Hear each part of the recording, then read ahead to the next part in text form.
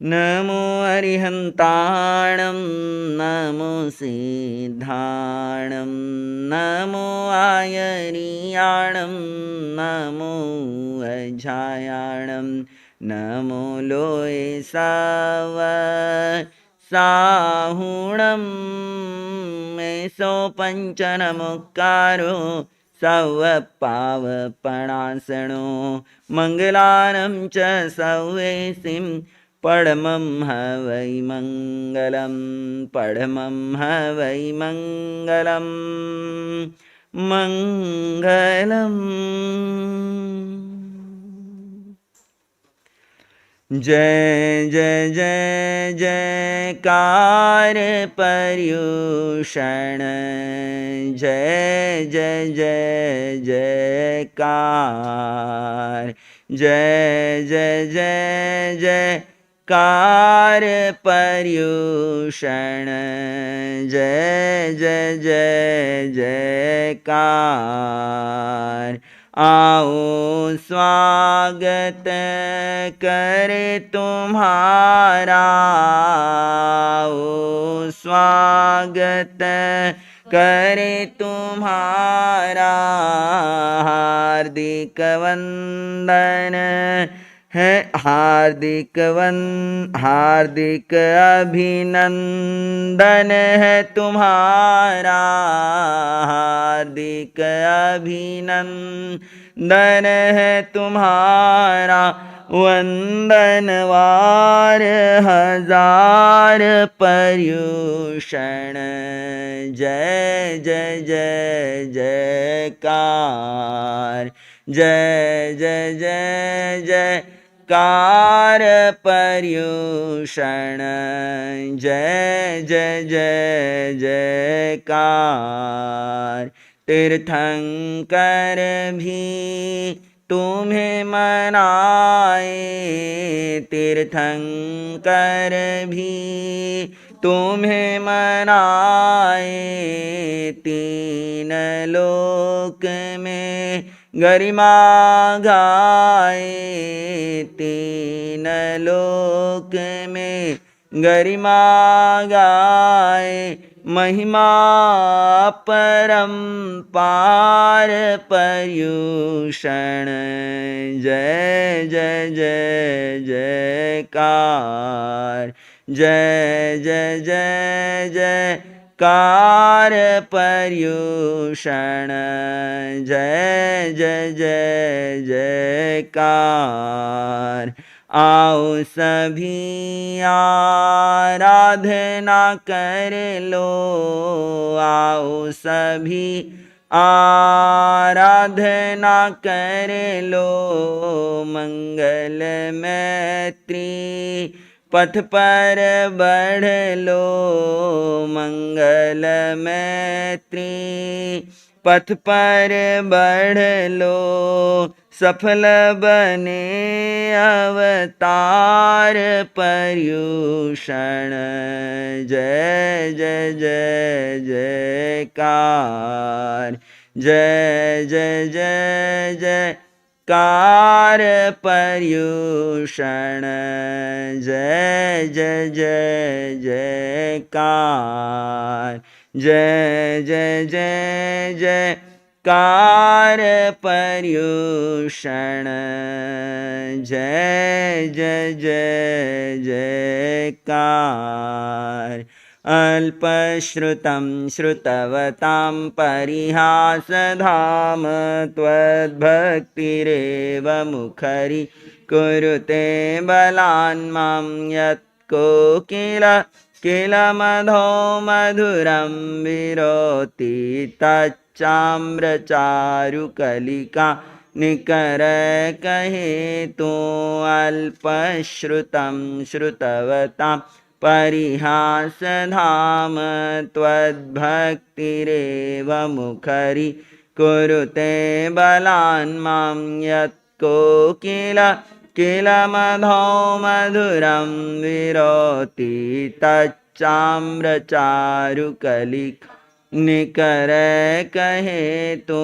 अल्पश्रुतं श्रुतवतां परिहासधाम त्वद्भक्तिरेव मुखरी कुरुते बलान् मां यत्कोकिल किलमधो मधुरं विरोति तच्चाम्रचारुकलिका निकरै कहेतु। पर्वाधिराज पर्व पर्यूषण का आज का ये दूसरा दिवस, इन पावन पवित्र दिवसों में हम सभी श्री अंतकृत दशांग सूत्र का मूल और अर्थ सहित वाचन विवेचन श्रवण कर रहे हैं। मूल वाचना में कल हम सब ने 2 वर्ग का मूल वाचन श्रवण किया था। प्रथम वर्ग और द्वितीय वर्ग दोनों का मूल वाचन कल आप सब ने श्रवण किया था। आज तृतीय वर्ग पेज नंबर 30। तृतीय वर्ग उत्क्षेप प्रथम अध्ययन अनियस कुमार। जैनम तच्चस्स उख्यो एवं खलु जम्बू तच्चस्स वग्गस्स अंतगढ़दसानम तेरसज्जयना पन्नत्ता तंजहा अणियसे अनंतसेने अनिहय व्यू देवजसे सत्तुसेणे सारणे गए सुमुहे दुम्मुहे कुवे दारुए अणादिट्ठी। जैनम भन्ते समणेणम जाव संपत्तेणम तच्चस्स वग्गस्स अंतगढ़दसानम तेरस अध्ययना पन्नत्ता तच्चस्सणम भन्ते वग्गस्स पढ़मज्जयनस्य अंतगढ़दसानम के अट्ठे पन्नत्ते। एवं खलु जम्बू तेनम कालेणम तेनम समयेणम बद्दिलपुरेणामम नगरे होत्था वन्नौ तस्सणम बद्दिलपुरस्य उत्तरपुरच्छिमे दिसिभाय सिरिवणे नामम उज्जाने होत्था वन्नौ जीय सत्तुराया तत्थणम बद्दिलपुरे नयरे नागे नामम गहावई होत्था अड्ढे तस्सनम नागस्य गहावईस्य सुलसा नामम भारिया होत्था सुमाला जाव सुरुआ।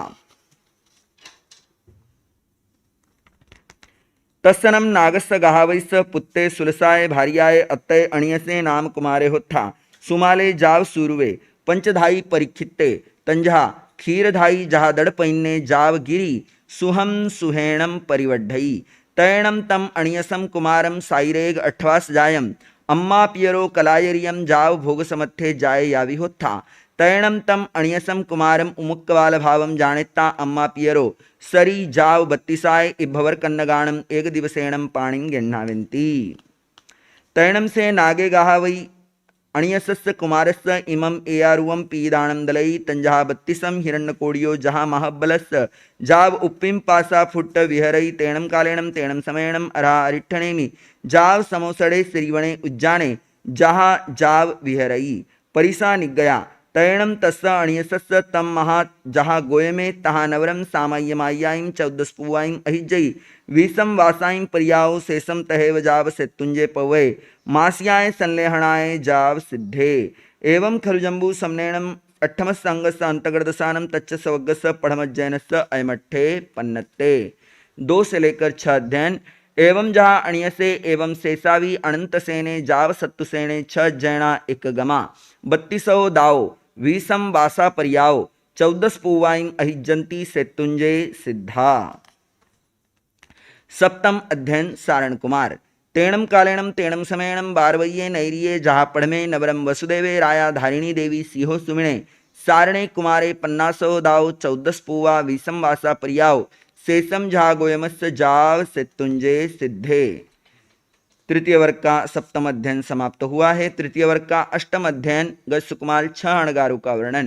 जैनम उख्यो अट्ठमस्य एवं खलु जम्बू तेणम कालेणम तेणम समयनम बारवये नयरिये जहा पढ़मे जाव अरहा अरिठ्ठणेमी सामी समोसड़े तेणम कालेणम तेणम समयणम अरहो अरिठ्ठणेमी संतेवासी 6 अणगारा भायरो सहोदरा हुत्था सरिसया सरितया सरिवया नीलुप्पलगवलगुलिय अयसी कुसुमप्पगासा श्रीवच्छम कियवच्छा कुसुमकुंडल भद्दालया नलकुबर समाना तैणम ते 6 अणगारा जमचेव दिवसम मुंडे भवेत्ता अगाराओ अणगार्यम पवय्या तमचेव दिवसम अर्हम अरिठ्ठणेमिं वंदन्ति नमं संति वंदित्ता नमं सित्ता एवं वयासी इच्छामोणम भन्ते तुभ्येहिम अभृन्नाया समाना जावज्जीवाय छट्टम छट्टेणम अणिखित्तेणम तवकम्म संयमेणम अप्पाणम भावेमाणे विहरित्ते अहा सुहम देवाणुपिया माँ पड़िबंधम करेह तैणम 6 अणगारा अर्हया अरिठ्ठणेमीना अभृन्नाया समाना जावज्जीवाय छट्टम छट्टेणम जाव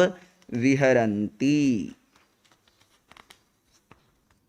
तैणम 6 अणगारा अन्नया कयाई छट्टक खमण पारणयंसी पड़माय पुरीसीये सज्जायम करंती जहा गोयमो जाव इच्छामोणम छट्टक खमणस्य पारणाय तुभ्यहिम अणुन्नाया समाना तिहिम संघाड़हिम बारवये नैरिये जाव अडित्तये आहा सुहम देवाणुपिया तैणम ते क्षणगारा अरया अरिठणेमीना अभणुन्नाया समाना अरहम अरिठणेमीं वंदन्ति नमं संति वंदिता नमं सित्ता अरहो अरिठणेमि संति आओ सहसंभवणाओ पड़िनिखमंति पड़िनिखमित्ता तिहिं संघाड़ेहिं अतुर्यं जाव अड़ंती तत्णम एगे संघाड़े बारवये नैरिये उच्चनीय मध्यमायं कुलायं घर समुदानस्य भिक्षायर्याय अड़माने अड़माने वसुदेव शरणो देवये देवीये गेहे अनुपविठे तैणम सा देवई देवी त्यणगारे इज्जमाणे पासई पासिता हठ जाव हिया आसनाओ अबुठेई अबुठिता सत्तठपयाईं तिखुतो आया हीणपया हीणम करेई करिता वंदई नमं सई वंदिता नमं सित्ता जेणेव भत्तघरे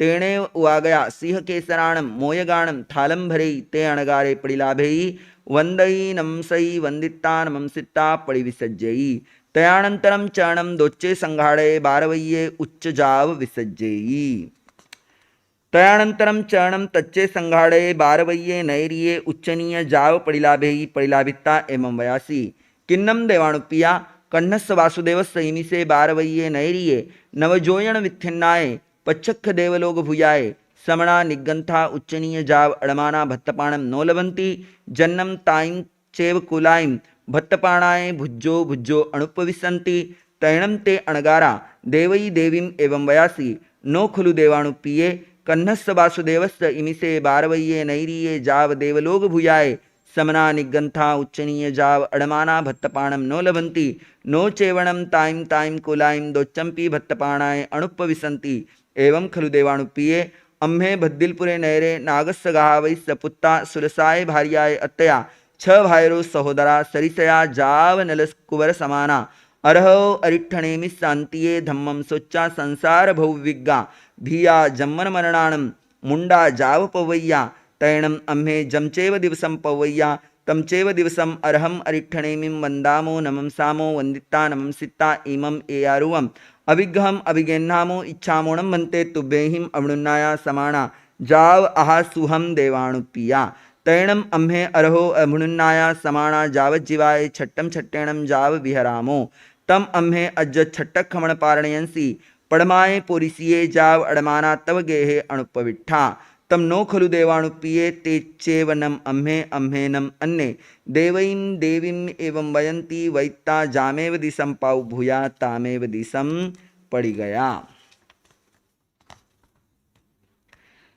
तैणम तीसे देवये देवीये अयमेयारुवे अझत्थिये समुपन्ने एवं खलु अहम पोलासपुरे नैरे अयमुत्तेनम कुमार समनेणम बालत्तने वागरिया तुमन्नम देवाणुपिये अट्ठपुत्ते पयायससी सरिसे जाव नलकुबर समाणे नो चेवणम भरेवासे अन्नाओ अम्मयाओ तारिसे पुत्ते पयायसन्ति तम न मिच्छा इमं नम पचखमेव दिसई भरेवासे अन्नाओ वि अम्मयाओ एरिसे जाव पुत्ते पयायाओ तम गच्छामिणम अरहम अरिठणेमिं वंदामि नमंसामि वंदिता नमंसिता इमं चरणम एयारुवम वागरणम पुच्छिस्सामित्ति कट्टु एवं संपेहेयि संपेहिता कोडुम्बियपुरिसे सद्दावेयि सद्दावित्ता एवं वयासी लहुकर्ण पवरम जा उवठवेन्ति जा देवानंदा जाव पज्जुवासई तैणम अरहा रिठणेमि देवई देवीम एवं वयासी सेणुणम तव देवई इमे क्षणगारे पासिता अयमेयारुवे अझ्झथिये एवं खलु अहम पोलासपुरे नैरे अयमुत्तेणम तम जाव निगच्छसि निगच्छिता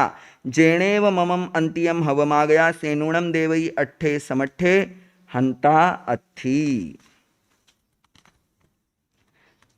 एवं खलु देवाणुपिये तेणम कालेणम तेणम समयेणम बद्दिलपुरे नैरे नागे नामं गाहावै परिवसई अड्ढे तस्सनम नागस्य गाहावैस्य सुलसा नामं भार्या होत्था सा सुलसा गाहावैणी बालत्तने चेव निमित्तेणं वागरिया एषणं दार्या निंदु भविष्यई तैणं सा सुलसा बालप्प भीम चेव हरिणे गमेसि भट्टयाया विहोत्था हरिणे गमेसि स पडिमं करई करिता कल्ला कल्लिं नाया जाव पायच्छित्ता उल्लपड़साड़या महरियम पुफ्फच्चणं करई करिता जन्नु पाय पड़िया पनामं करई तौ पच्छा आहारे वा निहारे वा वरई वा तैणम तीसे सुलसाय गहावैणीये भत्ती बहुमान सुसुसाय हरिणे गमेसी देवे आराहिये यावी होत्था तैणम से हरिणे गमेसी देवे सुलसाय गाहावैणीये अणुकंपणठयाय सुलसम गाहावैणीं तुमं च दोवी सम ऊयाव करई तैणं तुभ्ये दोवि सममेव गभ्ये गिन्नः सम्मे गभ्भं परिवह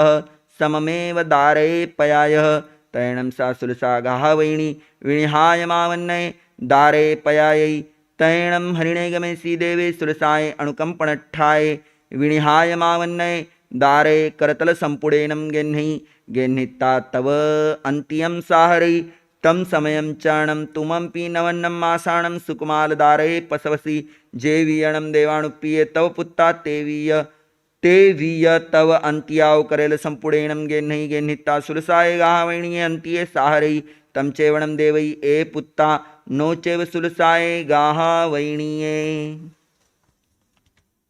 तैणं सा देवै देवी अरहो अरिठणे मिस्सा अन्त्ये एमठ्ठं सोच्चा निसम हट्टतुट्ठ जाव हिया अरहम अरिठणेमिं वंदयिनं सई वंदितानं सित्ता जेणे ते क्षणगारा तेणे उवागच्छै ते छप्पि अणगारा वंदयिनं सई वंदितानं सित्ता आगय पह्नुया पफुल्ललोयणा कंचुय पडिखित्तया दर्यवलयबाहा धाराहय कलंब पुफ्फगम पिव समुससीय रोमकुवा ते छप्पि अणगारे अणिमिसाए दिठ्ठिये पेहमाणी सुचिरं निरीक्षै निरीक्षिता वंदयिनं सी वंदितानं सित्ता जेणे अरहा अरिठणेमि तेणे उवागच्छै उवागच्छिता अरहम अरिठणेमिं तिखुत्वाया हिणं पया हिणं करे करिता वंदयिनं सै वंदितानं सित्ता तमेव धम्यं जानं दुरुहै दुरुहिता जेणे बारवैनैरी तेणे उवागच्छै उवागच्छिता बारवैनैरीं अणुपविसै अणुपविसिता जेणे विषय गिहे जेणे बाहिरिया वट्ठाणसाला तेणे उवागच्छै उवागच्छिता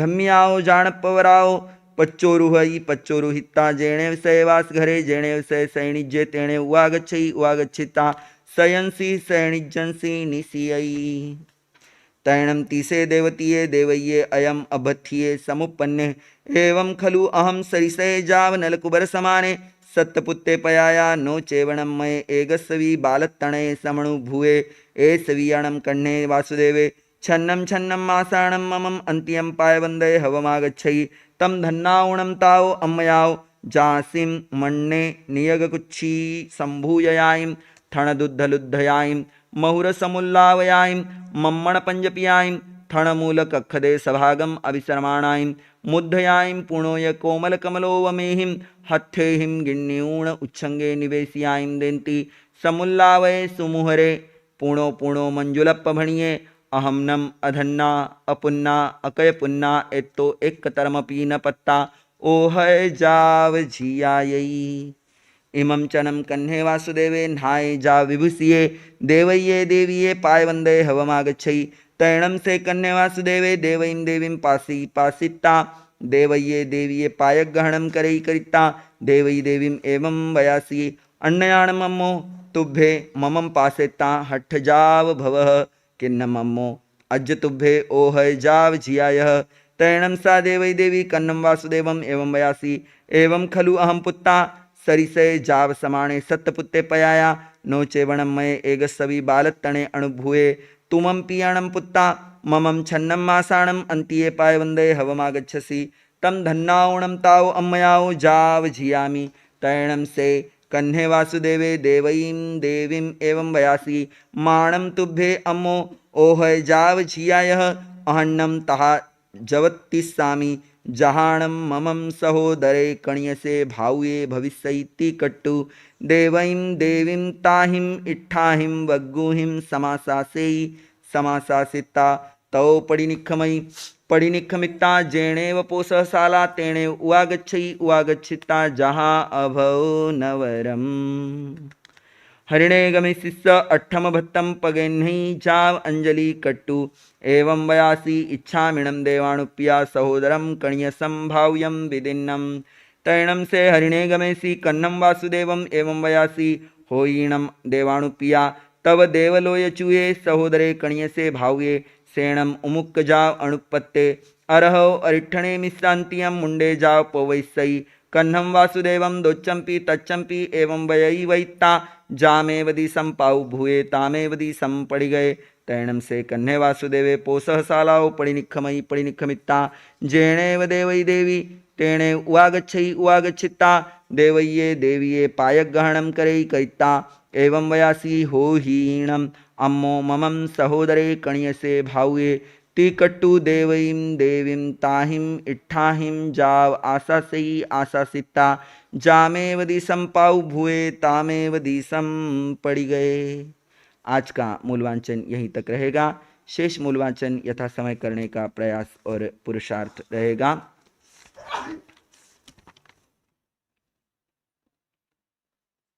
आत्मा को दे बल, आत्मा को दे बल, पर्युषण है निर्मल, पर्युषण है निर्मल। मन से मनाओ जी, लाभ उठाओ जी, मन से मनाओ जी, लाभ उठाओ जी। प्रभु आनी ध्यान से, प्रभु आनी ध्यान से, हो लगाव ज्ञान से, हो लगाव ज्ञान से। मोह को मिटाओ जी, लाभ उठाओ जी, मोह को मिटाओ जी, लाभ उठाओ जी। सांसारिक विक्षोभ, सांसारिक विक्षोभ, क्रोध मान माया लोभ, क्रोध मान माया लोभ छोड़ कर आओ जी, लाभ उठाओ जी, छोड़ कर आओ जी, लाभ उठाओ जी। जप तप त्याग से, जप तप त्याग से, ज्ञान के पराग से, ज्ञान के पराग से, आत्मा खिलाओ जी, लाभ उठाओ जी, आत्मा खिलाओ जी, लाभ उठाओ जी। साधना का पथ ले, साधना का पथ ले, हौसले का रथ ले, हौसले का रथ ले, बढ़ते ही जाओ जी, लाभ उठाओ जी, बढ़ते ही जाओ जी, लाभ उठाओ जी। आत्मा को दे बल, आत्मा को दे बल, पर्युषण है निर्मल, पर्युषण है निर्मल। मन से मनाओ जी, लाभ उठाओ जी, मन से मनाओ जी, लाभ। परम तारक देवाधिदेव अरिहंत परमात्मा श्री सिमंदर स्वामी भगवान के श्री चरणों में अनंत अनंत आस्था के साथ अनंत अनंत वंदन, अनंत नमन। चरम तीर्थंकर क्षमा श्रमण सिद्ध परमात्मा प्रभु महावीर स्वामी के श्री चरणों में अनंत अनंत आस्था के साथ अनंत अनंत वंदन, अनंत नमन। परम उपकारी जिन शासन देव, जिन शासन माता को नमन। आत्मज्ञानी सद्गुरुदेव परम पूज्य युग प्रधान आचार्य भगवान के श्री चरणों में अनंत अनंत आस्था के साथ वंदन, नमन। परम श्रद्धेय श्रमण संघीय प्रमुख मंत्री पूज्य श्री श्री शिवनी जी महाराज के श्री चरणों में वंदन, नमन करने के पश्चात आत्मप्रिय स्नेही साथी मुनिवृंद, भव्यात्माओं, पर्वाधिराज पर्व पर्युषण का आज यह द्वितीय दिवस, आप सभी इन पावन पवित्र दिवसों में यहाँ पर श्रवण कर रहे हैं। श्री अंतकृत दशांग सूत्र का मूल और अर्थ सहित वाचन विवेचन कल पर्व पर्युषण के प्रथम दिवस पर श्री अंतकृत दशांग सूत्र के विवेचन के अंतर्गत आपने सुना था कि हमारी अध्यात्म साधना की नींव क्या होनी चाहिए। श्रुत आराधना, तप आराधना और ध्यान साधना, ये तीन बातें कल आप सबको बताई थी। साथ ही साथ श्री अंतकृत दशांग सूत्र क्या है, इस सूत्र के अंतर्गत क्या है, कैसे उन 90 आत्माओं ने स्वयं को अंतकृत किया, इसकी पूर्व भूमिका आप सबने श्रवण की। अंतकृत यानी क्या बताओ, कल बताया था, एक बार नहीं कई बार बोला। अंतिम श्वासोश्वास में जिन्होंने अपना करणीय समस्त कार्य पूर्ण किया, अपने समस्त कर्मों को क्षय किया, सिद्ध बुद्ध और मुक्त हो गए, वे अंतकृत कहलाए। आइए चलते हैं सूत्र की ओर। परमात्मा फरमा रहे हैं, प्रथम वर्ग का विवेचन आप सबके सामने आ रहा है। उस काल और उस समय में चंपा नाम की एक नगरी थी। उस नगरी के ईशान कोण में पूर्णभद्र नाम का यक्ष मंदिर था। उस नगरी चैत्यम वनखंड का वर्णन औपातिक सूत्र के अनुसार जानना चाहिए। उस चंपा नगरी में कोणिक नाम का राजा राज्य करता था। वह महाहिमवान के समान अजेय और श्रेष्ठ था। उस काल और उस समय में आर्य सुधर्मा स्वामी चंपा नगरी में पधारे। उनके आगमन का समाचार सुनकर नगर निवासी धर्मोपदेश सुनने आए और उपदेश सुनकर वापस चले गए। लोगों के चले जाने के बाद आर्य सुधर्मा स्वामी के शिष्य आर्य जम्बू स्वामी उनकी परिउपासना सेवा करते हुए इस प्रकार बोले। विवेचन आप सबके सामने आ रहा है कि वो काल वो समय जहां पर चंपा नगरी थी। सूत्र की शुरुआत जो है तेणम कालेणम तेणम समयणम से होती है। तेणम कालेणम और तेणम समयणम का मतलब क्या होता है, आप जब आगमों को पढ़ेंगे तो अधिकतर आगमों में जहाँ पर कथा की शैली है वहाँ पर यह बात आती है तेणम कालेणम तेणम समयणम, यानी क्या, उस काल और उस समय में। इस पाठ से है ना 5 बातें स्पष्ट होती है। पहली, वर्णन क्षेत्र, यानी वर्णन जो है क्षेत्र कैसा था। दूसरा, उस समय की परिस्थिति। तीसरा, आगम के प्रतिपादक। चौथा, प्रतिपादक की योग्यता। और पांचवा, प्रश्नकर्ता। इनके अतिरिक्त इसमें अन्य विषयों का भी उल्लेख किया गया है। प्रस्तुत आगम के अनुशीलन एवं परिशीलन से यथास्थान उसका बोध हो जाएगा। भगवान महावीर के पंचम गणधर आचार्य सुधर्मा स्वामी चंपा नगरी में पधारे हैं। उनके प्रमुख शिष्य आर्य जम्बू स्वामी उनको प्रश्न करते हैं। तो प्रस्तुत सूत्र में जो शुरुआत हो रही है तेणम कालेणम तेणम समयणम, यहाँ पर 2 शब्द आ रहे हैं, काल और समय। दोनों शब्द एक जैसे ही लगते हैं, काल कह लो समय कह लो, परंतु ये एक जैसे नहीं है, इनमें कुछ अंतर है। दोनों शब्द एक ही अर्थ के द्योतक है, फिर 2 शब्दों का प्रयोग क्यों किया गया, इस प्रश्न का होना स्वाभाविक है। साधारणतः काल और काल को समय का पर्यायवाची मान लेते हैं, परंतु वास्तव में देखा जाए तो ये दोनों शब्द एक जैसे नहीं है, इन दोनों के अर्थ भिन्न भिन्न है। काल शब्द जो है काल चक्र के लिए प्रयुक्त हुआ है। काल चक्र 2 बताए हैं, उत्सर्पिणी और अवसर्पिणी। ये काल चक्र है जिसे हम आरा कहते हैं। अभी अवसर्पिणी चल रहा है तो अवसर्पिणी और उत्सर्पिणी ऐसे 2 काल चक्र बताए हैं। और काल शब्द उत्सर्पिणी और अवसर्पिणी रूप काल चक्र में हुए व्यक्ति के समय का बोधक है। तब उस काल यह अर्थ हुआ कि अवसर्पिणी के चतुर्थ आरे में इस आगम की वाचना दी गई। उस काल यानी अवसर्पिणी काल के चतुर्थ आरे में इस आगम की वाचना दी गई थी, परंतु इससे यह स्पष्ट नहीं हुआ कि चतुर्थ आरे में किस समय वाचना दी गई, क्योंकि चौथा आरा कितना था, 42,000 वर्ष कम 1 कोटा कोटि सागरोपम का है। चौथा आरा कितने समय का है, 42,000 वर्ष कम 1 कोटा कोटि सागरोपम का है। अतः इस बात को स्पष्ट करने के लिए तेणम समयणम यह पद दिया गया है। उस समय का अर्थ है कि जिस समय आर्य सुधर्मा स्वामी विचरण करते हुए चंपा नगरी में पधारे, उस समय उन्होंने जम्बू स्वामी को प्रस्तुत आगम की वाचना दी। अब आया उस काल, तेणम कालेणम यानी उस काल यानी अवसर्पिणी काल के चतुर्थ आरे में, और उस समय यानी जिस समय में ये आगम की वाचना दी गई है। इससे यह ध्वनित होता है कि प्रस्तुत आगम की वाचना भगवान महावीर के निर्वाण के बाद दी गई थी। आर्य जम्बू ने भगवान महावीर के निर्वाण के पश्चात 16 वर्ष की आयु में आर्य सुधर्मा के पास दीक्षा ली थी। आर्य जम्बू जो है प्रभु महावीर के निर्वाण के बाद आर्य सुधर्मा स्वामी के पास उन्होंने 16 वर्ष की आयु में दीक्षा ली थी। वीर निर्वाण के 12 वर्ष पश्चात आर्य सुधर्मा को केवल ज्ञान हुआ।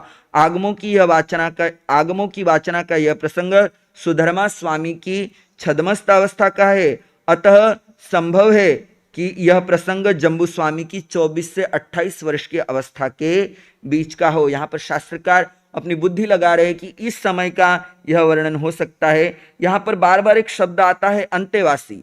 आर्य जम्बू के लिए, आचार्य सुधर्मा स्वामी के लिए अंतेवासी शब्द। अंतेवासी का मतलब क्या है? प्रिय शिष्य।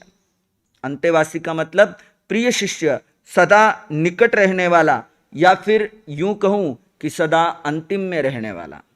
हम सब क्या है? आगे रहना चाहते, सबसे आगे, परंतु आगे नहीं, सदा पीछे रहने वाला, गुरु की आज्ञा के अनुकूल आचरण करने वाला, उनका प्रिय शिष्य, निकट रहने वाला। इन सूत्रों में जाओ और वन्नो, इन दो शब्दों का बार बार प्रयोग हुआ है। जाओ का मतलब है जब तक, यहां तक, वहां तक। इस शब्द से यह संकेत किया गया है कि इस विषय का विस्तृत पाठ और विस्तृत वर्णन अन्य स्थान पर किया गया है। जैसे अभी आपने सुना वर्णन, तो उसमें आया कि उस नगरी चैत्य एवं वनखंड का वर्णन औपातिक सूत्र के अनुसार जानना चाहिए। आप बड़ा पूरा वर्णन एक साथ देंगे तो ग्रंथ जो है महाकाय बन जाएगा, बहुत बड़ा ग्रंथ बन जाएगा। सारा वर्णन एक साथ देंगे तो बहुत बड़ा हो जाएगा। तो उसको छोटा करने के लिए बोला कि औपातिक सूत्र में जानना चाहिए।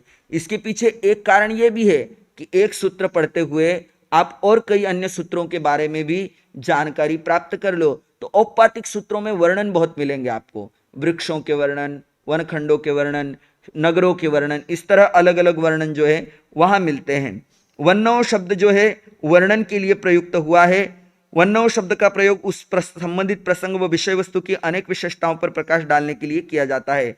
वर्णनीय वस्तुएं अनेक है, उनके गुण और विशेषताएं भी अनेक है। जिस प्रकार नगर, पर्वत, उद्यान, राजा आदि का वर्णन जिस जिस स्थान पर विस्तार पूर्वक किया गया है, उन पाठों की बार बार पुनरावृत्ति नहीं हो, इसलिए वहां पर वन्नव शब्द संकेत प्रसंगानुसार उस संपूर्ण भाव को समझने के लिए किया जाता है। चंपानगरी, पूर्णभद्र चैत्य आदि का विस्तृत वर्णन औपातिक सूत्र में है। यहां पर सुधर्मा स्वामी को स्थविर शब्द से अलंकृत किया गया है। स्थविर यानी क्या? सुधर्मा स्वामी ने 50 वर्ष की अवस्था में दीक्षा ली थी और 30 वर्ष तक भगवान महावीर की सेवा में रहे। जिस समय भगवान महावीर को केवल ज्ञान हुआ था, पहली देशना तो खाली गई, दूसरी देशना में एक के बाद एक ऐसे 11 ही गणधर भगवान के चरणों में आए तो शास्त्रार्थ करने के लिए थे, परंतु परमात्मा से अपनी जिज्ञासाओं का समाधान पाकर के वो दीक्षित हो गए। दीक्षित हुए हैं केवल ज्ञान के समय में, तो 30 वर्ष जो है वो भगवान महावीर की सेवा में रहे। यह घटना प्रसंग भगवान महावीर के निर्वाण के बाद का है। अतः इस समय इनकी अवस्था कितनी होनी चाहिए? 50 साल में तो उन्होंने दीक्षा ली, 30 साल भगवान की सेवा में रहे।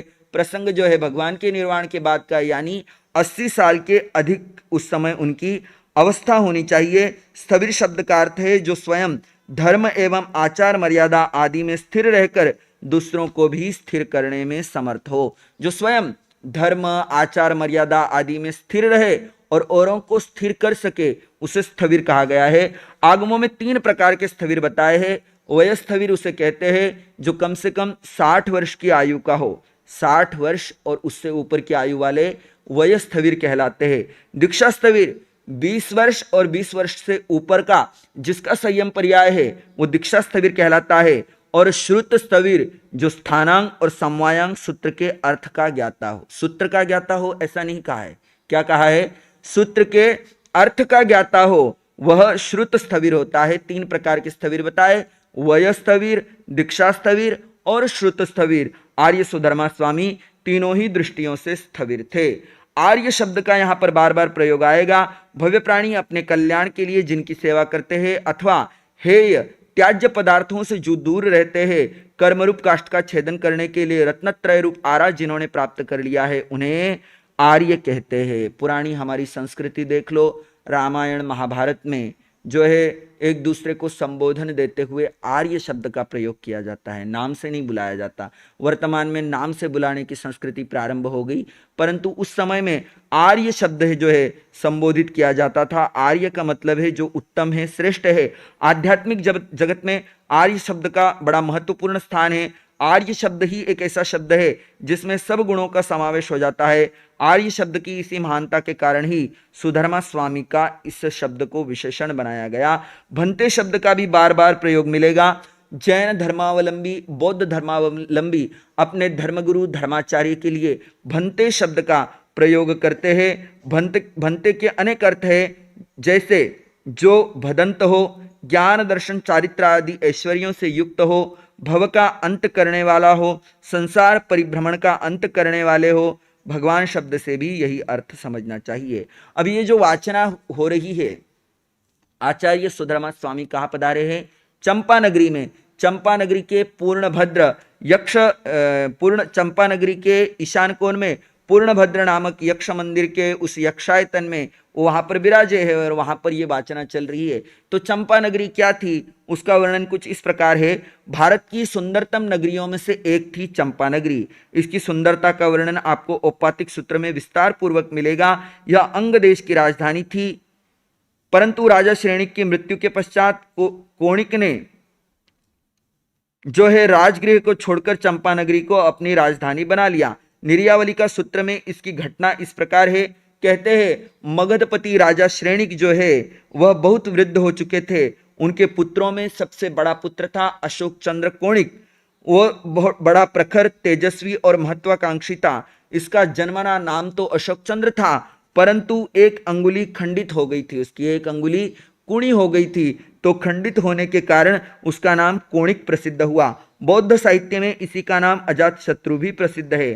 कहते हैं राजा श्रेणिक ने अपने 2 लघुपुत्रों हल्ल विहल्ल कुमारों को राज्य की 2 अमूल्य श्रेष्ठ वस्तुएं दे दी थी, देवनामी हार और सिंचानक हाथी। इससे कोणिक का मन जल भुन गया। फिर राज्य सिंहासन की प्राप्ति की तीव्र अभिलाषा से प्रेरित होकर उसने अपने अन्य 10 भाइयों के साथ मिलकर षड्यंत्र रचा और राजा श्रेणिक को बंदी बना लिया। स्वयं मगधाधिपति बन गया और 10 अन्य भाइयों को राज्य के छोटे छोटे भाग बांट दिए। कहते हैं कई सारे भाई थे, तो 2 भाइयों को, हल्ल और विहल्ल को, राजा श्रेणिक ने 2 वस्तुएं, एक देवनामी हार और एक सिंचानक हाथी, वो जो है भेंट दे दी अपने पुत्रों को। पिता तो भेंट रूप में कुछ भी दे सकता है, तो उसने अपने पुत्रों को वो 2 वस्तुएं भेंट दे दी। जब वो 2 वस्तुएं भेंट दे दी तो उसका मन जल भुन गया। साथ में जो उसकी रानियां हैं वो ये कहती है कि सच्चा राज्य सुख तो ये दोनों ही भोग रहे हैं, तुम बड़े होकर के भी वैसा सुख भोग नहीं पा रहे हो जैसा सुख ये भोगते हैं।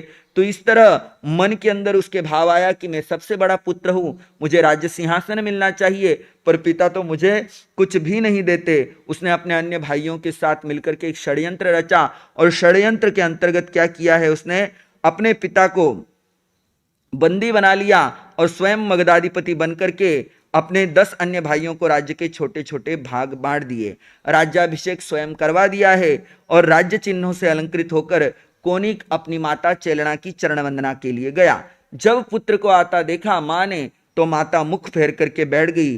कोणिक पूछता है, हे माता, क्या तुम अपने पुत्र को राज्य चिन्ह से अलंकृत होता हुआ देखकर प्रसन्न नहीं हो, राजा बनता हुआ देखकर प्रसन्न नहीं हो? तब रानी चेलना ने रोषपूर्वक, उसके भीतर में गुस्सा था, तो गुस्से के साथ उसने उत्तर दिया, जिस परम वत्सल पिता ने अपने प्राणों की परवाह ना करके पुत्र प्रेमवश पुत्र को जीवन दान दिया, जिस परम वत्सल पिता ने अपने प्राणों की परवाह ना करके पुत्र प्रेमवश पुत्र को जीवन दान दिया, वही पुत्र राज्य का लोभी बनकर अपने पिता को बंदी बनाए, बंदी गृह में डाल दे, स्वयं राजा बन बैठे।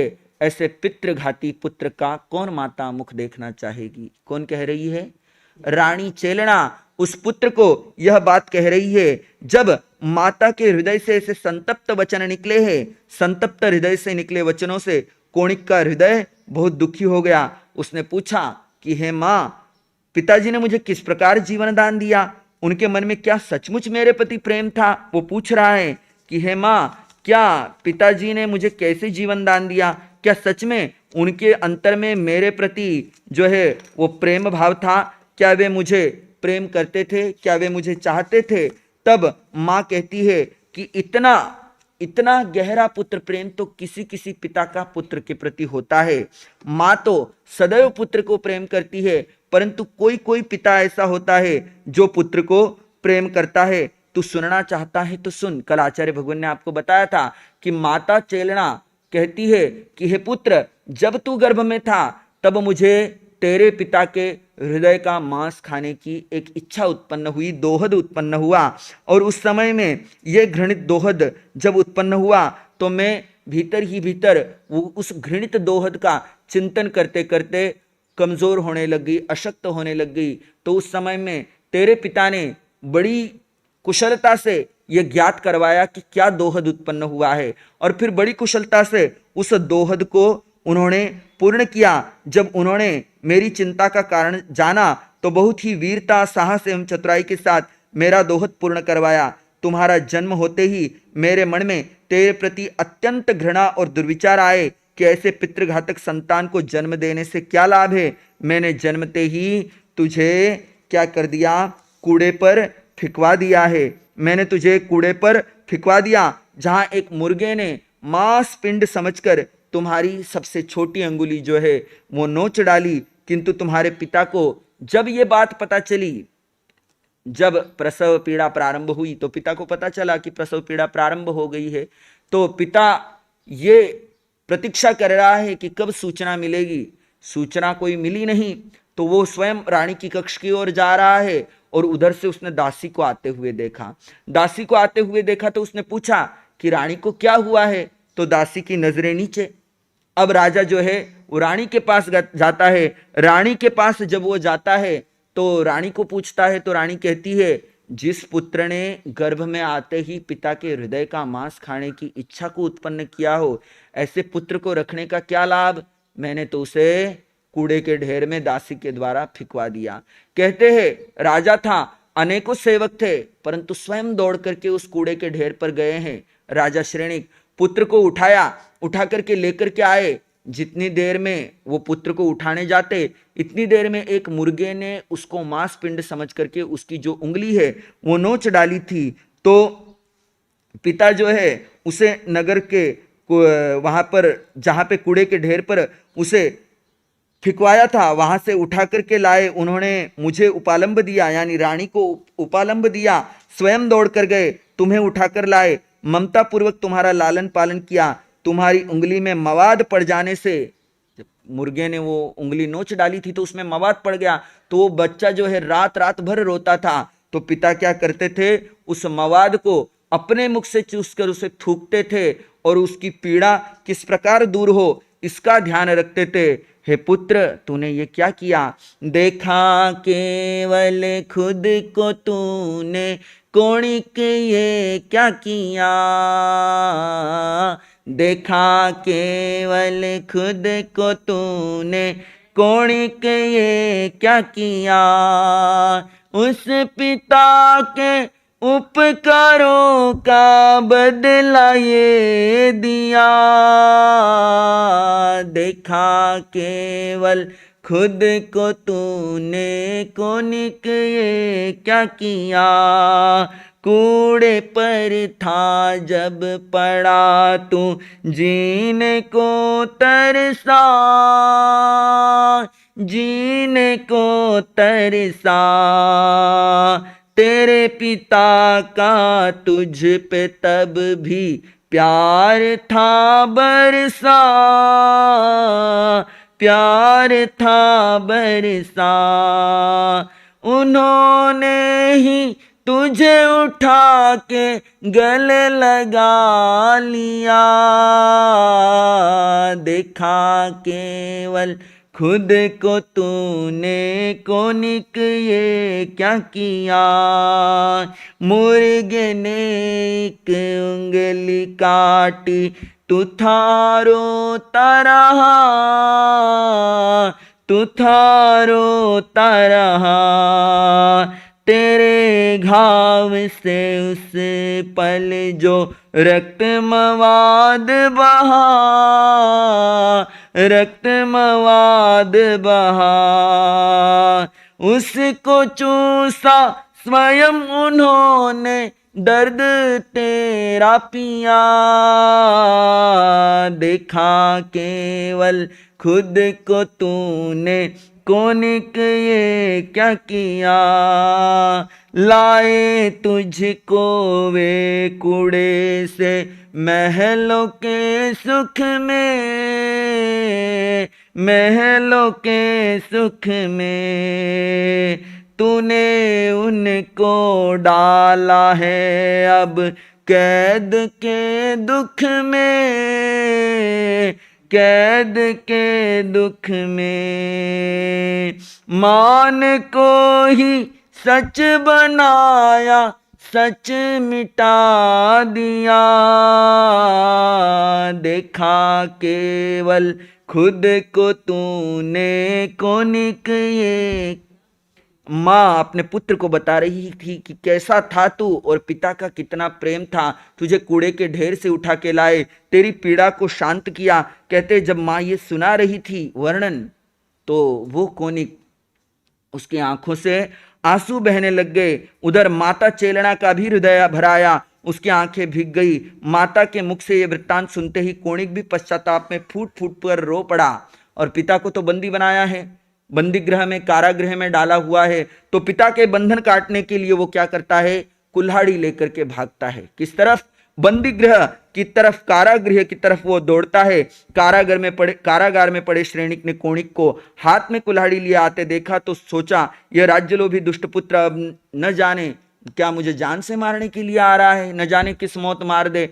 पिता ये सोच रहा है, पुत्र सोचता है कि मैं पिता के बंधनों को तोड़ूं, और इस तरह वह इधर से दौड़कर जा रहा है, उधर पिता सोचता है यह राज्यलोभी दुष्ट पुत्र अब मुझे जान से मारने के लिए आ रहा है, इस बुरी मौत से तो अच्छा है मैं स्वयं ही मर जाऊं। यह विचार कर उन्होंने क्या किया, राजाओं की अंगूठी में हीरे की कणिका होती है, और उस हीरे की कणी को चूसकर उन्होंने अपना प्राणांत कर लिया। पिता की मृत्यु से कोनिक शोक मग्न विभल सा उठा। पिता को याद कर वह फूट फूट कर रो पड़ा। अनेक दिनों तक वह शोक में डूबा रहा। उद्यान आदि में बाहर कहीं घूमने पर भी कुछ शोक शांत होता, परंतु जैसे ही राज सिंहासन पर आकर बैठता, पुनः पिता की याद में वह शोक मग्न हो उठता। इस शोक की निवृत्ति के लिए अंत में मंत्रिमंडल की सलाह पर उसने राजगृह को छोड़ा और चंपा नगरी को अपनी राजधानी बनाया। ये सारी घटना कहाँ की चल रही है, चंपा नगरी कैसे बसी उसकी घटना चल रही है। यद्यपि राजा कोनिक ने राज्यलिप्सु बनकर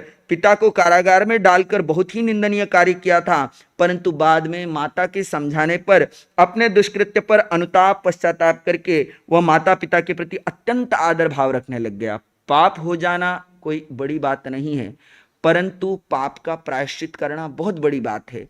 पुत्र के उसके मन में ये बात तो आई, उसने पिता को बंदी गृह में डाल दिया, परंतु उसके बाद उसने इतना पाप का प्रायश्चित किया और अंतर में वह माता पिता के प्रति अत्यंत आदर भाव रखने लग गया। इसलिए जैन आगमों में उसे माता पिता का विनीत कहा गया है। वह परमात्मा प्रभु महावीर का भी परम भक्त था। औपातिक सूत्र के अंतर्गत एक घटना आती है कि इस राजा कोनिक ने क्या किया हुआ था, कुछ ऐसे प्रवृत्ति वादुक पुरुष रखे हुए थे जो प्रतिदिन आज भगवान महावीर कहाँ पर है उसकी सूचना ला करके राजा को देते थे। आज वर्तमान का ज़माना तो अभी बहुत बढ़ गया है, 2G 3G 4G 5G social media के ऊपर सारी जानकारियां है, परंतु वो ज़माना जब घोड़े पर, हाथी पर, ऊँटों पर जाया आया करते थे और वहाँ से समाचार प्राप्त करते थे, तो कहते हैं उसने कुछ ऐसे पुरुष नियुक्त किए हुए थे जो उसे आकर के ये सूचना देते थे कि आज भगवान महावीर किस धरा को पावन कर रहे हैं। इस तरह वह भगवान महावीर के प्रतिदिन के समाचार पाता था और उसके बाद ही अपने अन्य कार्य करता था। वह प्रवृत्तिवादी पुरुष भगवान महावीर के प्रतिदिन के समाचार प्रातःकाल राजा कोनिक को अवगत कराते रहते थे। कोनिक अपनी प्रजा का पिता, रक्षक, शांतिकारक, सर्वदा हित करने वाला था। आगे उस चंपा नगरी के पूर्णभद्र उद्यान में एक घटना घटी है कि परिषदा आई है। परिषदा ने धर्म देशना श्रवण की है। धर्म देशना श्रवण करके वो चले गए हैं। उसके बाद आर्य जंबू प्रश्न करते हैं किससे, आर्य सुधर्मा स्वामी से, हे भगवान, श्रुत धर्म की आदि करने वाले यावत निर्वाण पद को प्राप्त श्रमण भगवान महावीर ने सप्तम अंग अंतकृत उपासक दशांग सूत्र का यह अर्थ प्रतिपादन किया जिसको मैंने आपके मुखारविंद से सुना।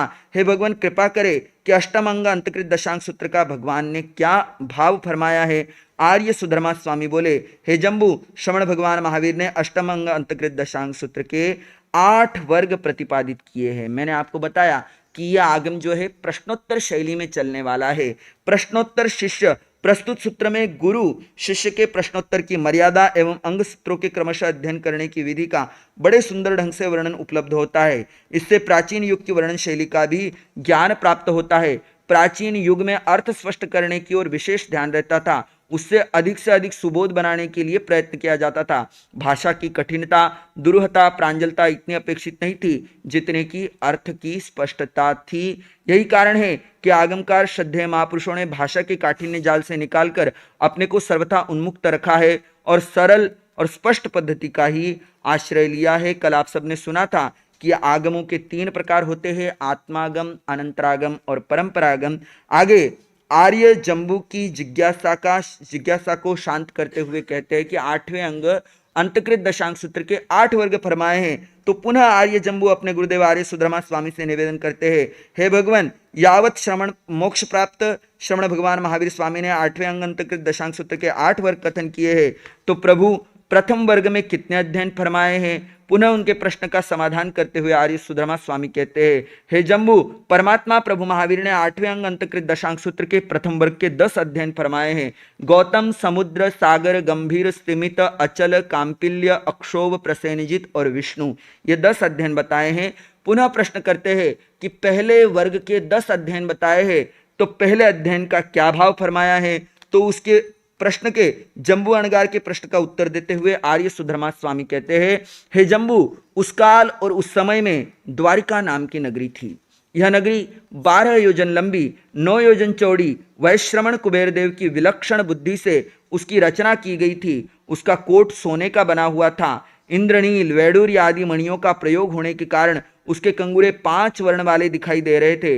वह रमणीय थी, कुबेर नगरी के समान प्रतीत होती थी, प्रमोद और क्रीड़ा का स्थान बन रही थी, साक्षात देवलोक जैसी मनोहर लग रही थी, देखने योग्य थी, दर्शनीय थी, अभिरूप थी, प्रतिरूप थी। द्वारिका नगरी के बाहर ईशान कोण में रैवतक नाम का एक पर्वत था, उस पर नंदनवन नाम का उद्यान था। उद्यान वर्णनीय था। वहां सूरप्रिया नाम का यक्ष मंदिर था। वह बहुत प्राचीन था और एक वनखंड से घिरा हुआ था। उस वनखंड के मध्य में एक सुंदर अशोक वृक्ष था। अब वर्णन प्रारंभ हो रहा है द्वारिका नगरी का। द्वारिका नगरी कैसी थी? 12 योजन लंबी, 9 योजन चौड़ी, वैश्रमण कुबेर देव की विलक्षण बुद्धि से उस नगरी की रचना की गई थी। उसका कोट यानी नगरी के बाहर का जो चारों तरफ का हिस्सा, बाउंड्री वॉल जिसको आज की भाषा में कह दूं तो वो बाउंड्री वॉल ही सोने का बना हुआ था। उस बाउंड्री वॉल के ऊपर जो है इंद्रनील, वैडूर्य आदि मणियों का प्रयोग होने के कारण उसके कंगूरे 5 वर्ण वाले, उस बाउंड्री वॉल मतलब उस कोट के ऊपर मणि लगाए हुए थे, जो है कंगूरे लटक रहे थे, तो वो 5 वर्ण वाले थे। बहुमूल्य मणि वहां पर लगे हुए थे, तो 5 वर्ण वाले, कौन से? काला, नीला, लाल, पीला, सफेद, ऐसे 5 रंगों से वो दिखाई देते थे। वह नगरी जो है बहुत ही देवलोक के समान रमणीय, मनोहर, देखने योग्य, दर्शनीय, अभिरूप, प्रतिरूप थी। हमारी भारतीय साहित्य और इतिहास के अंतर्गत इस प्रसिद्ध नगरी का वर्णन यहाँ पर आता है। प्रारंभ के 5 वर्गों के 51 अध्ययनों में, अभी पहले के 5 वर्ग, उसके 51 अध्ययनों में जिन साधक आत्माओं का वर्णन चलेगा उनका सबका संबंध इस द्वारिका नगरी से है। द्वारिका नगरी वासुदेव श्री कृष्ण के राज परिवार से है। भारतीय साहित्य और इतिहास में अत्यंत प्रसिद्ध यह नगरी भारत की अतीव समृद्धशाली और सुंदरतम नगरियों में से एक थी। इसके निर्माण के विषय की घटना इस प्रकार है। मथुरा के अत्याचारी शासक कंस का श्री कृष्ण के हाथों अंत हो जाने पर उसकी पत्नी जीवेशा रोती बिलखती अपने पिता प्रतिवासुदेव जरासंध के पास गई। उसका हृदय विदारक विलाप और उत्तेजक वचन सुनकर जरासंध क्रोध से आग बबूला हो उठा और उसने शौरीपुर के राजा समुद्र विजय के पास दूत भेजा कि यदि अपना भला चाहते हो तो जिस कृष्ण ने मेरी पुत्री का सुहाग उजाड़ा है, उस कृष्ण और बलराम को मुझे मेरे पास भेज दो, अन्यथा मैं क्या करूंगा, शौरीपुर का सर्वनाश कर डालूंगा। समुद्र विजय ने अपने मंत्रियों एवं निमित्तज्ञों से पूछा कि हमें क्या करना चाहिए। तब प्रधान निमित्तज्ञ ने बताया कि यद्यपि आपके वंश में तीन तीन महापुरुष उत्पन्न हुए हैं, जैसे भावी तीर्थंकर कुमार अरिष्टनेमी, वासुदेव श्री कृष्ण और बलदेव बलभद्र, इनके रहते हुए कोई भी आपका बाल बांका नहीं कर सकता, परंतु यह भूमि जो है, ये शौरीपुर की भूमि यादवों के लिए अनुकूल नहीं है। आए दिन संघर्ष और अशांति से बचने के लिए आप सपरिवार दक्षिण पश्चिम दिशा की ओर प्रस्थान कीजिए। निमित्तज्ञ कह रहे हैं, जिसे वर्तमान में एस्ट्रोलॉजर, ज्योतिषी जैसे कुछ ना कुछ बताते रहते हैं, तो वो निमित्तज्ञ कह रहे हैं कि आप दक्षिण पश्चिम दिशा की ओर प्रस्थान कीजिए। वहां पर जाते जाते रास्ते में जहां पर सत्यभामा पुत्र रत्न को जन्म दे दे, वो भूमि यादवों के लिए अच्छी रहेगी, वहीं पर अपना झंडा गाड़ देना, उस भूमि पर यादव वंश का अभ्युदय होगा। कहते हैं समुद्र विजय जी, वासुदेव, श्री कृष्ण, बलभद्र आदि पूरा यादव कुल चलता चलता दक्षिणी पश्चिमी समुद्र तट की ओर पहुंच गया। वहां पर रैवतक गिरी की वायव्य दिशा में छावनी डाली थी। वहीं पर सत्यभामा ने भानु और भ्रमर नाम के दो पुत्रों को जन्म दिया।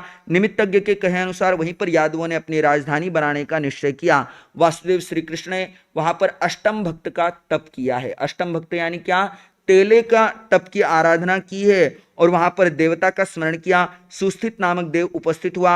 वासुदेव ने कहा मेरे लिए एक नई नगरी का निर्माण करो। देवता ने इंद्र महाराज को श्री कृष्ण वासुदेव की भावना बताई। इंद्र महाराज ने वैश्रमण कुबेर को आदेश दिया कि वासुदेव श्री कृष्ण के लिए एक अतीव रमणीय विशाल नगरी का निर्माण करो।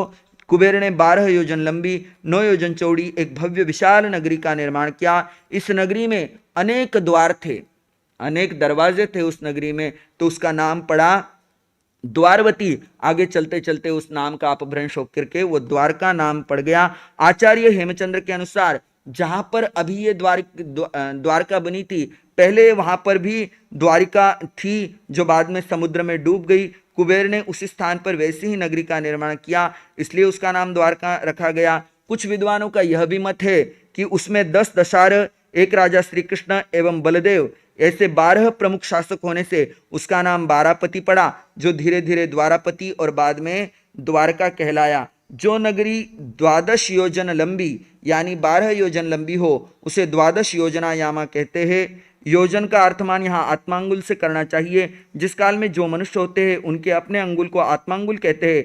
66 अंगुल का एक धनुष, 2000 धनुषों का एक कोस, 4 कोस का एक योजन। इस तरह द्वारका नगरी की लंबाई 48 कोस थी। 48 कोस जितने लंबे विशाल क्षेत्र में द्वारका नगरी को बसाया गया था। वह नगरी कैसी थी? 9 योजन चौड़ी विस्तार वाली थी। धनपति कुबेर की बुद्धि से उसका निर्माण हुआ था, इसलिए उसे धनपति निर्मिता भी कहा गया है। धनपति को कुबेर भी कहते हैं। जिसका प्राकार कोट सोने का बना हुआ था, जो हृदय में प्रमोद आनंद पैदा करने वाली थी। जिस नगरी को देखकर आंखें थकावट का अनुभव नहीं करती थी, जिसे देखते जाओ तो बार बार देखने का मन हो और जब भी देखो तब कुछ न कुछ नया नया दिखाई दे, ऐसी वह नगरी थी। उस नगरी के अंदर श्री कृष्ण का वासुदेव नाम, द्वारिका नगरी में कृष्ण नाम के वासुदेव राजा राज्य करते थे। वे महान थे। द्वारिका नगरी में कृष्ण महाराज, समुद्र विजय जी की प्रधानता वाले 10 दशार एक नगरी, और कितने लोग उसके अंदर रहते थे उसका वर्णन आप सबके सामने आ रहा है। द्वारिका नगरी में कृष्ण महाराज थे। समुद्र विजय की प्रधानता वाले 10 दशार थे, 10 पूज्यजन थे। बलदेव की प्रधानता वाले 5 महावीर थे। प्रद्युम्न की प्रधानता वाले 3.5 करोड़ राजकुमार थे। शांब की प्रधानता वाले 60,000 दुर्दांत कुमार थे। महासेन की प्रधानता वाले 56,000 सैनिक थे। वीरसेन की प्रधानता वाले 21,000 वीर थे। उग्रसेन की प्रधानता वाले 16,000 राजा। रुक्मिणी की प्रधानता वाली 16,000 देवियां रानियां। अनंग सेना की प्रधानता वाली हजारों गणिकाएं तथा और भी अनेकों ऐश्वर्यशाली यावत सेठ, इन सब पर तथा द्वारिका एवं आधे भरत क्षेत्र के समस्त जनों पर कौन शासन कर रहे थे? वासुदेव श्री कृष्ण वहां पर शासन कर रहे थे। यहाँ पर बताया कि महाराजा कृष्ण कैसे थे? महाहिमवान यानी हिमालय के समान महान थे। जैसे समस्त पर्वतों में हिमालय पर्वत महान माना जाता है, उसी प्रकार शेष राजाओं की अपेक्षा कृष्ण महाराज महान थे। वे अजय थे यानी उनको कोई जीत नहीं सकता था। वे अनेक जन समूहों से सम्मानित थे, पूजित थे। वे सर्वगुण संपन्न थे, क्षत्रिय जाति के थे, मुदित यानी प्रसन्न रहने वाले थे। मूर्धन्य व्यक्तियों ने उनका राज्याभिषेक किया था।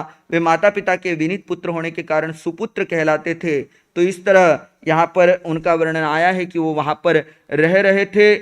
आगे बताया कि उसी द्वारिका नगरी में अंधक वृष्णि नाम के राजा राज्य करते थे। पर्वतों में जैसे हिमवान पर्वत महान है, ऐसे ही वह राजा अन्य राजाओं से महान था। उसकी रिद्धि समृद्धि का विशेष वर्णन औपातिक सूत्र में किया गया है। उस राजा की रानी का नाम था धारिणी। किसी समय महारानी धारिणी एक उत्तम शैया पर शयन कर रही थी। उसने एक स्वप्न देखा। उस स्वप्न को उसने अपने पति को बताया। उसने किसी समय में शैया पर सोते सोते एक स्वप्न देखा। स्वप्न देखने के बाद वह जागृत हुई, अपने पति को स्वप्न बताया। पति ने कहा कि तुम्हें निश्चित बालक की प्राप्ति होगी। उसके बाद बालक का जन्म हुआ। बालक का बाल भाव, उसके द्वारा कलाओं का सीखना, युवावस्था की प्राप्ति, कांताओं राजकुमारियों के साथ विवाह, प्रासादों महलों का निर्माण और काम भोगों का उपभोग आदि सभी बातें भगवती सूत्र में वर्णित महाबल की भांति जान लेनी चाहिए। इतना अंतर अवश्य है कि राजकुमार का नाम गौतम रखा गया था। उसका एक ही दिन में 8 श्रेष्ठ राजकुमारियों के साथ पाणी ग्रहण करवाया गया। दहेज में 8-8 प्रकार की वस्तुएं दी गई। भगवान अरिष्टनेमी और वासुदेव श्री कृष्ण आदि का जन्म सुप्रसिद्ध हरिवंश में हुआ था। इस वंश के शौर्यपुर के स्वामी शूरसेन नाम के प्रसिद्ध राजा हुए। शूरसेन के पुत्र का नाम शूरवीर था। शूरवीर के 2 पुत्र थे, अंधक और वृष्णि। इन दोनों भाइयों के नाम से यह कुल अंधक वृष्णि कुल के नाम से प्रसिद्ध हुआ है। आगे इधर वर्णन आया है कि गौतम कुमार की जो है 8 राजकुमारियों के साथ पाणी ग्रहण हुआ है। उसे 8 प्रकार की जो है दहेज में वस्तुएं दी गई। उस काल और उस समय में श्रुत धर्म का आरंभ करने वाले धर्म के प्रवर्तक अरहंत अरिष्टनेमी नेमिनाथ भगवान विचरण कर रहे थे। जब वे द्वारिका नगरी के बाहर उद्यान में विराजमान हुए, तब उनके समवसरण में 4 प्रकार के देव उपस्थित हुए। कृष्ण वासुदेव भी वहां आए। तदनंतर उनके दर्शन करने को गौतम कुमार भी तैयार हुए। जैसे मेघ कुमार श्रमण भगवान महावीर स्वामी के पास गए थे, वैसे ही गौतम कुमार भी भगवान अरिष्टनेमी के चरणों में गए। धर्म का श्रवण करके उस पर विचार करते हुए कहने लग गए, हे भगवान, मैं अपने माता पिता को पूछकर आपके पास दीक्षा ग्रहण करूंगा। कौन कहते हैं? गौतम कुमार। गौतम कुमार परमात्मा के श्री चरणों में आए हैं, परमात्मा के दर्शन की भावना लेकर के। तेरे दर्श की तमन्ना इस दिल में लेके आए, तेरे दर्श की तमन्ना इस दिल में लेके आए, दीदार मेरे भगवन पाने तेरा है आए, तेरे दर्श की तमन्ना। परमात्मा के दर्शन की भावना को लेकर के वो परमात्मा की समवसरण में आए हैं। समवसरण में आए, उन्होंने परमात्मा की वाणी सुनी। वाणी सुनने के बाद भीतर में क्या हुआ? जब सुनी वाणी मधुर भगवान की, जब सुनी वाणी मधुर भगवान, गूंज उठी मन में तरंगे ज्ञान की, जब सुनी वाणी मधुर। सत्य को पर्दे हटा कर जानना,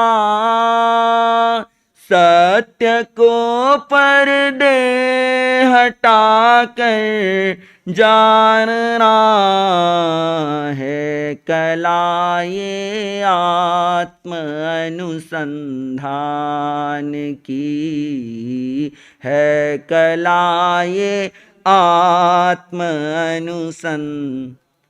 परमात्मा की वाणी सुनी है, समवसरण में आए हैं, वैराग्य हो गया। एक देशना, केवल एक बार, प्रथम बार प्रवचन सुना है, देशना सुनी है, वैराग्य हो गया। और वो वैराग्य कैसा? जिसे निरंतर वर्धमान होते जाना है। वैराग्य वह है जो निरंतर बढ़ता जाए। परमात्मा भी हमें यही प्रेरणा दे रहे हैं। प्रतिदिन परमात्मा की देशना मिल रही है। देशना में यही भाव आ रहे हैं कि हमने क्या करना है, अपने वैराग्य को जगाना है, अपनी कर्म राशि को भस्मीभूत करना है। गौतम कुमार ने परमात्मा की वो वाणी सुनी है और वाणी सुन करके क्या हुआ? वैराग्य भीतर में जाग गया। जागते ही कहते हैं कि हे भंते, मैं अपने माता पिता को पूछकर आपके पास दीक्षा ग्रहण करूंगा। जिस प्रकार श्रमण भगवान महावीर स्वामी के पास मेघ कुमार दीक्षित हुए थे, ठीक उसी प्रकार भगवान नेमिनाथ के पास गौतम कुमार दीक्षित हो गए। तदनंतर मुनि गौतम कुमार निर्ग्रंथ प्रवचन के अनुसार मुनिवृत्ति का पालन करने लग गए। साधु बन जाने के अनंतर अणगार गौतम ने भगवान अरिष्टनेमि के सानिध्य में रहने वाले आचार विचार की उच्चता को पूर्णतया प्राप्त स्थविरों के पास सामयिक आदि 11 अंगों का अध्ययन करते हुए अनेक विध तपस्या से अपनी आत्मा को भावित करना आरंभ कर दिया। दीक्षा लेने के बाद करना क्या है, तो उसका यहाँ पर ज्ञान दे रहे हैं। सामयिक आदि 11 अंगों का अध्ययन करो। परमात्मा के चरणों में जो भी आता है उसको पहले कोई सामयिक के पाठ नहीं पढ़ाए जाते, उसको कोई बहुत सारी बातें नहीं। परमात्मा के चरणों के में आने के बाद परमात्मा सर्वप्रथम उसे आत्मबोध देते हैं, मैं कौन हूं इसका अनुभव कराते हैं, और अनुभव मिलने के बाद उस अनुभव का पोषण हो ऐसा अध्ययन उसको कराया जाता है। उसके बाद उस पोषणता के साथ वह तप के द्वारा अपनी आत्मा को भावित करता है। तत्पश्चात अरिहंत भगवान अरिष्टनेमि ने अब द्वारिका नगरी के नंदनवन से विहार कर दिया। वे अन्य जनपदों में विचरण करने लग गए। तपस्या और शास्त्र स्वाध्याय में तत्पर अणगार गौतम अवसर पाकर भगवान अरिष्टनेमि की सेवा में उपस्थित हुए। विधि पूर्वक वंदन नमस्कार करके उन्होंने परमात्मा से निवेदन किया, हे भंते, मेरी इच्छा है यदि आप आज्ञा दे तो मैं मासिकी भिक्षु प्रतिमा की आराधना करूं। ये साधु की विशेष तपस्या होती है। मासिकी भिक्षु प्रतिमा भगवान से आज्ञा पाकर वे साधना में लीन हो गए। भगवती सूत्र में स्कंदक मुनि का जैसे वर्णन आता है, वैसे ही उन्होंने भिक्षु की 12 प्रतिमाओं का तथा गुणरत्न तप की आराधना की है। गौतम ने भिक्षु की 12 प्रतिमाओं का तथा गुणरत्न तप का आराधन किया, मनन किया, चिंतन किया, अध्ययन किया। स्थविर मुनिराजों के साथ शत्रुंजय पर्वत पर जाकर मासिकी संलेखना द्वारा 12 वर्ष तक दीक्षा की प्रतिपालना करते हुए अंत में सिद्धत्व को प्राप्त किया। बोलिए गौतम अणगार की। यहाँ पर गौतम अणगार जो अंतकृत दशांग सूत्र के पहले अंतकृत है, उन्होंने परमात्मा के श्री चरणों में दीक्षा ली है। दीक्षा लेने के बाद भिक्षु की 12 प्रतिमाओं में से मासिकी भिक्षु प्रतिमा की आराधना की है। 12 प्रतिमाएं कुछ इस प्रकार है। पहली प्रतिमा का धारक साधु 1 महीने तक 1 दत्ती अन्न की और 1 दत्ती पानी की। दत्ती का मतलब हुआ है दाता जब देता है तो बीच में धारा खंडित ना हो, इतने समय तक लेते रहना, वो 1 दत्ती। फिर 2 दत्ती। पहले मास में एक से लेकर 7 प्रतिमाओं का समय 1-1 मास तक बढ़ता जाता है। पहली 1 मास की, उसमें 1 दत्ती अन्न की, 1 दत्ती पानी की। दूसरी 2 मास की प्रतिमा, उसमें 2 दत्ती अन्न की, 2 दत्ती पानी की। ऐसे क्रमशः 7 तक बढ़ता जाएगा। 7वीं सप्तमासी की भिक्षु प्रतिमा में 7 दत्ती अन्न की, 7 दत्ती पानी की ली जाती है। 8वीं प्रतिमा का काल 7 अहोरात्रि का है। 9वीं प्रतिमा का कालमान 7 दिन रात का है। 8वीं, 9वीं, 10वीं प्रतिमा में चौविहार उपवास किया जाता है। 11वीं प्रतिमा का समय 1 दिन रात का है और चौविहार बेला करके इसकी आराधना की जाती है। 12वीं प्रतिमा का समय 1 रात का है और चौविहार तेले में इसकी आराधना की जाती है। उसके बाद उन्होंने गुणरत्न तप किया है, जो 16 महीने में पूर्ण होता है। 407 दिन तपस्या के और 73 दिन पारने के होते हैं। पहले मास में एकांतर उपवास, दूसरे मास में बेले बेले पारना, तीसरे में तेले तेले, इस प्रकार बढ़ाते हुए 16वें महीने में 16 उपवास करके पारना किया जाता है। इस तप के अंतर्गत दिन में उकड़ू बैठ करके आतापना लेते हैं सूर्य की, और रात्रि में वस्त्र रहित होकर वीरासन में बैठकर ध्यान किया जाता है। अंत में गौतम अणगार के अंदर ये चिंतन चला स्कंदक मुनि की भांति कि यद्यपि तप आदि करते हुए मेरा शरीर शुष्क एवं कृश हो गया है, फिर भी शारीरिक बल भी क्षीण हो गया है, परंतु आत्मबल मेरा अभी भी अच्छा है। आत्मबल से चलता और खड़ा रहता हूं। चलते हुए खड़े रहते हुए हड्डियों में कड़कड़ की आवाज होती है। अतः जब तक मुझ में उत्थान, कर्म, बल, पुरुषाकार, पराक्रम है, तब तक मेरे लिए यह श्रेयस्कर है कि रात्रि व्यतीत हो जाने पर प्रातःकाल जब मैं भगवान के श्री चरणों में जाऊं तो भगवान से वंदन नमस्कार करके मैं संलेखना की आज्ञा मांगू, संलेखना धारण करूं। इस तरह उसने भगवान के समीप जाकर के 5 महाव्रतों का आरोपण करके साधु साध्वियों को क्षमा याचना कर स्थविरों के साथ शत्रुंजय पर्वत पर जाकर के जो है वो संलेखना की आराधना की है। अंत में यहाँ पर 5 शब्द आते हैं, सिद्ध, बुद्ध, मुक्त, परिनिवृत्त और सर्व दुख प्रहीण। जो आत्मा कृतकृत्य हो चुकी है, यानी करणीय समस्त कार्य जिसने कर लिए, उसे सिद्ध कहा जाता है। लोक अलोक समस्त पदार्थों का ज्ञाता आत्मा बुद्ध कहलाता है। जब केवली हो जाते हैं, सिद्ध हो जाते हैं, तो पूरे लोक अलोक को देखते हैं, तो वो क्या है? बुद्ध कहलाते हैं। समस्त कर्मों का आत्यंतिक नाश करने वाली आत्मा मुक्त कहलाती है, मुक्त। उसके बाद कर्मों से उत्पन्न विकारों को सर्वथा नष्ट करने वाला आत्मा परिनिवृत्त और शारीरिक एवं मानसिक सभी दुखों से छुटकारा प्राप्त करने वाला आत्मा सर्व दुख प्रहीण कहलाता है। गौतम कुमार भी बुद्ध मुक्त परिनिवृत्त और सर्व दुख प्रहीण हुए हैं। यह पहला अध्ययन हुआ। आगे पुनः प्रश्न करते हैं आर्य जम्बू स्वामी कि 8वें अंग अंतकृत दशांग सूत्र के प्रथम वर्ग के प्रथम अध्ययन का भाव मैंने आपके मुख से सुना है, हे बनते दूसरे अध्ययन में क्या फरमाया है? तो उसके उत्तर में कहते हैं आचार्य सुधर्मा स्वामी कि जैसे पहले अध्ययन का वर्णन है, वैसे ही शेष सभी अध्ययनों का वर्णन जानना चाहिए। समुद्र, सागर, गंभीर, स्तिमित, अचल, कांपिल्य, अक्षोभ, प्रसेनजित और विष्णु, इन नौ अध्ययनों का पूर्वोक्त ही अर्थ समझ लेना चाहिए। सबके पिता महाराज वृष्णि थे, माता धारिणी थी, सबका वर्णन एक जैसा है। इस प्रकार 10 अध्ययनों के समुदाय के रूप में पहले अध्ययन का विवेचन संपन्न हुआ।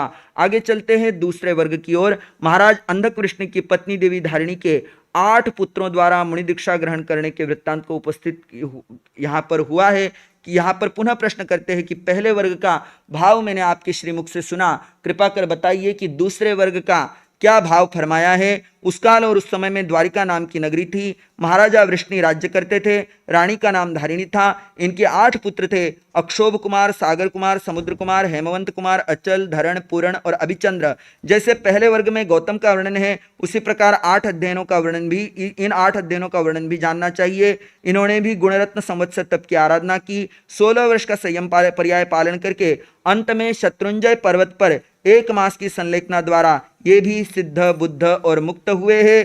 प्रस्तुत द्वितीय वर्ग में अक्षोभ आदि राजकुमारों के त्याग और वैराग्य प्रधान जीवन चरित्रों का वर्णन किया गया है। आचार्य भगवान पधार रहे हैं। जय हो, विजय हो,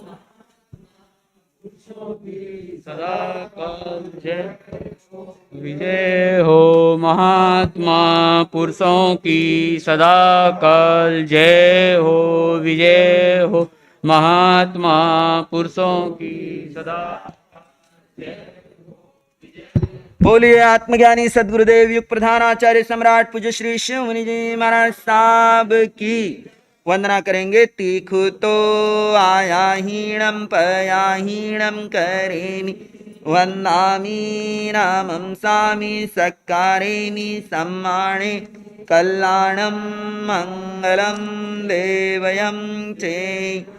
पजुआसामि मथेण वंदामि, तीखु तो आया हीणम पयाहि करेमि, वंदामि नामं सा सक्कारेमि, सम्मानेमि कल्याणं मंगलम देवयं चेयं। पजुआसामि मथेण वंदामि, तीखु तो आया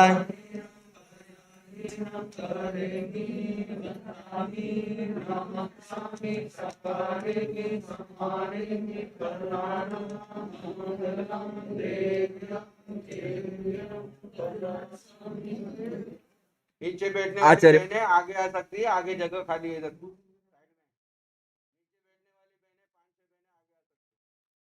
भगवान हम सबके मध्य पधार चुके हैं। कुछ ही देर में आप आचार्य भगवान की वाणी श्रवण करेंगे। मैं कह रहा था कि पहले वर्ग में जैसे गौतम कुमार का अध्ययन आप सबके सामने आया है, उसी प्रकार द्वितीय वर्ग में 8 ही अध्ययनों का भाव जानना चाहिए।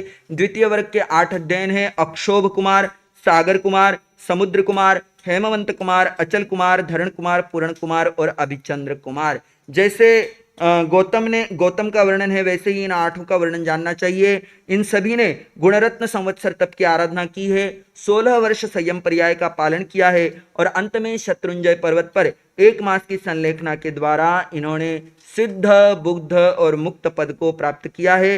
प्रस्तुत द्वितीय वर्ग में भी अक्षोभ आदि राजकुमारों के त्याग और वैराग्य प्रधान जीवन चरित्रों का संकलन किया गया है। प्रथम वर्ग में वर्णित राजकुमारों की दीक्षा पर्याय 12 साल की थी और दूसरे वर्ग में वर्णित राजकुमारों की दीक्षा पर्याय 16 वर्ष की थी। इस बात का विशेष ध्यान रखें। शेष विवेचन यथा समय आप सबके सामने करने का प्रयास और पुरुषार्थ रहेगा। आगमे तिविहे पन्नते तंजा सत्तागमे अथागमे तद्भयागमे वाश्य श्रुत ज्ञान के विषय जो कोई तिचार लाग्यो होते में आलोम जमवाइधम बच्चा मेलियम हिणखरम चखरम पय हिणम मिण हिणम जोगिनम गौसनम सुठिनम दुट्टु परीक्षम काले कौ सज्जाओ कालेन कौ सज्जाओ असज्जाइये सज्जाइयम सज्जाइये न सज्जाइयम भणता गुणता विचारता ज्ञान ज्ञानवंत की आशा तना की हो जो में देवस्य अय्यारु को तस्समिच्छामि दुक्कडम तस्समिच्छामि दुक्कडम तस्समिच्छामि दुक्कडम भादो मास सुहानानी आया पर्व पर्यूषण आया भादो मास सुहानानी आया पर्व पर्यूषण आया तन मन ध्यान लगानानी आया पर्व पर्यूषण आया तन मन ध्यान लगानानी आया पर्व पर्यूषण आया भादो मास सुहानानी आया पर्व पर्यूषण आया हो सभी पर्व खाने पीने के यही पर्व तप जप का ज्ञान ध्यान से उज्जवल होता तेरे मन का आत्म ज्ञान बढ़ानानी आया पर्व सुहाना आया आत्म ज्ञान बढ़ानानी आया पर्व सुहाना आया भादो मास सुहानानी आया पर्व पर्यूषण। आइए सुन